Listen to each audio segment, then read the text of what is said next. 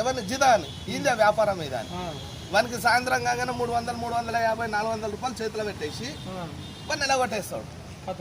ఆడ ఇప్పుడు వాడు పెట్టిన అడ్డకు ఒక్కో దగ్గర 60 నుంచి 80 వేల కిరాయి ఉంటుంది. ఆడ 60, 80 వేల కిరాయి తప్పించుకున్నట్టే కదా. మరి మున్సిపల్ అధికారులు ఏం చేస్తున్నారు? గనక ఇవాళ స్మార్ట్ సిటీ నిధులతోటి రోడ్లు అన్ని సుందరీకరణ చేసారు. ఎక్కడ సుందరంగా ఉన్నదో చూపెట్టమని, అంతేనా కదా. ఇప్పుడు ఎక్కడ సుందరీకరణ జరిగింది? రోడ్లు అట్లనే ఉన్నాయి, డ్రైనేజీలు అట్లనే ఉన్నాయి, ఇప్పుడు మురికి నీరు ఇప్పుడు వచ్చేది వర్షాకాలం, ఎక్కడ చూసినా కానీ రోడ్ల మీద వారుతుంది. అసలు మురికి నీళ్ళు అనేది మురికాల వల్ల పోదు. ఎందుకు పోదు? అంతేనా కదా. మురికాల వల్ల పోవాలి కదా, పోతలేదు. ఎందుకు పోతలేదు అంటే అక్కడ అధికారం అనేటోడు మురికాల వల్ల అడ్డం పడ్డాడు, అందుకే నీళ్ళు పోతలేదు.